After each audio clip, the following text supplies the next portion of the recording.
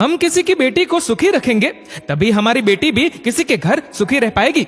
आज तक तुम्हारी चली, अब और नहीं। वसुधा के ससुर सतीश जी ने वसुधा की सास गायत्री जी से कहा। गायत्री जी स्वभाव से थोड़ी गुस्सैल थी। छोटी छोटी बात को बढ़ाकर लड़ना अब उनकी दिनचर्या में शामिल हो गया था। कभी कभी तो बहू के साथ साथ अपने बेटे और पति को भी डांट देती थी। वसुधा जब मां बनने वाली थी, गायत्री जी ने उसे एक लंबी लिस्ट थमा दी, क्या करना है क्या नहीं करना। डॉक्टर ने कहा, शुरुआत के 3 महीने थोड़े मुश्किल होते हैं, आप बहू का थोड़ा ध्यान रखें, कोई भारी सामान ना उठाने दे, सीढ़ियां ज्यादा ना चढ़ने दे। गायत्री जी ने डॉक्टर के सामने तो कुछ नहीं कहा और पूरे रास्ते बड़बड़ाते हुए आई। ये आजकल के डॉक्टर भी बस दिमाग खराब करवाते रहते हैं। हमारे टाइम में भी तो बच्चे होते थे। ये आजकल की बहुओं के नए चौंचले हैं। दवाई लो, आराम करो। घर पहुंचे तो सतीश जी ने गायत्री जी से पूछा, सब ठीक है ना? गायत्री जी पहले ही गुस्से में थी। एकदम जोर से बोली, आपको क्या मतलब है औरतों की बातों से? ठीक है सब, हमने तो घर का काम भी किया, बच्चे भी पैदा किए। आप बताइए, आपकी अम्मा जी ने कभी आराम कराया हमें? वसुधा अपने कमरे में चली गई। एक तो पहला बच्चा, उसे ना खाने की चीजें अच्छी लग रही थी ना पीने की। दूसरा, सासू मां का ऐसा व्यवहार।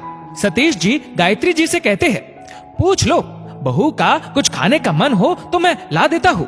गायत्री ने कहा, बस बस, अब ज्यादा ना बिगाड़ो बहू को, अभी 1 साल भी नहीं हुआ शादी को, अभी से सिर पर बिठाओगे तो बुढ़ापे में तंग करेगी।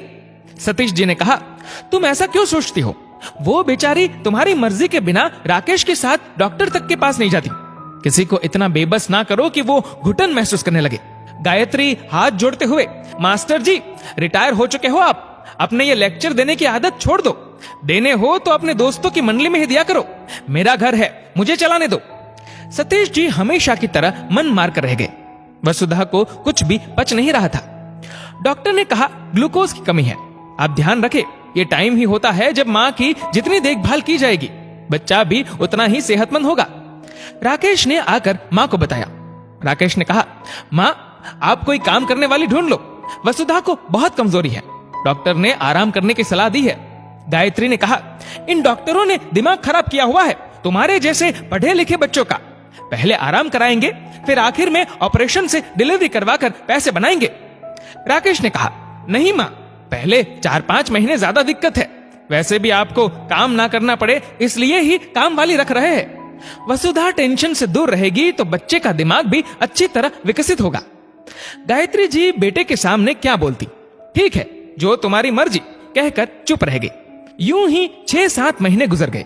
अब वसुधा को खूब भूख लगती और कुछ ना कुछ खाने का भी मन करता रहता। माँ जी के सामने तो कुछ कह नहीं पाती, इसलिए अपनी कामवाली को पैसे देती। वो आते वक्त उसके लिए खाने का सामान लेकर आती।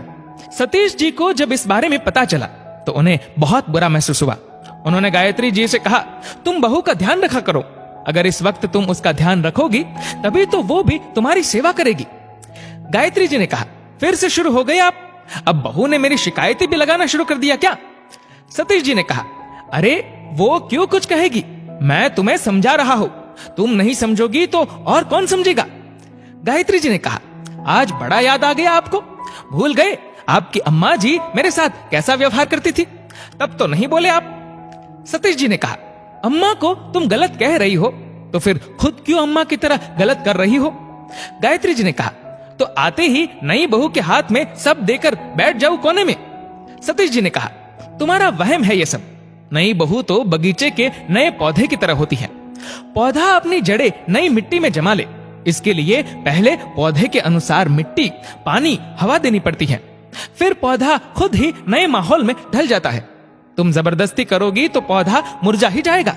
गायत्री जी ने कहा, आप तो ऐसे बात कर रहे हो जैसे मैंने उसके खाने पीने पर रोक लगा रखी हो, जो मन आए बनाए और खाए। सतीश जी ने कहा, जब अपनी बेटी का पहला बच्चा हुआ तो तुम कैसे मुझे कॉलेज से आते हुए उसके लिए कभी जलेबी कभी जूस लाने को कहती थी। ऐसा ही प्यार बहू से भी करो।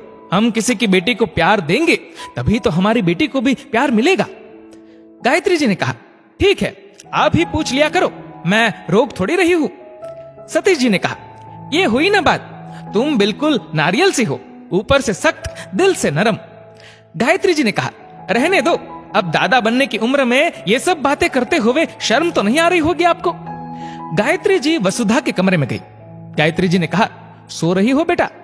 वसुधा को लगा कोई ख्वाब है। पहली बार गायत्री जी के स्वर में उसे मां सा एहसास हुआ था। वसुधा की आंखों से आंसू बह निकले। गायत्री जी ने कहा, अरे मैं इतनी बुरी हूं क्या जो तुम रो पड़ी? हाँ, कर देती हूँ गुस्सा कभी कभी, तुम्हारी माँ भी करती होगी कभी। ठीक है भाई, अब कुछ नहीं कहूंगी। वसुधा ने कहा, नहीं माँ जी, आप डांट सकती हो, बस माँ याद आ गई थी इसलिए रोना आ गया। फिर गायत्री जी ने वसुधा को गले से लगा लिया। दोस्तों, बहू बिल्कुल नए पौधे सी होती है। अगर मिट्टी सख्त होगी तो पौधा कैसे अपनी जड़ें जमा पाएगा? मिट्टी को नरम होना ही होगा। इसी तरह सास ससुर की जिम्मेदारी है कि बहू को भी बेटी समझे, तब ही वो भी उन्हें माँ बाप समझ पाएगी। दोस्तों, इस वीडियो को लेकर आपकी क्या राय है नीचे कमेंट करके जरूर बताएगा। और अगर आपको वीडियो अच्छा लगा हो तो इस वीडियो को लाइक करेगा, शेयर करेगा ज्यादा से ज्यादा लोगों तक। और ऐसे ही और भी इंस्पिरेशनल वीडियोस के लिए सब्सक्राइब करें हमारे यूट्यूब चैनल को और फेसबुक पर फॉलो करें हमारे पेज को। धन्यवाद।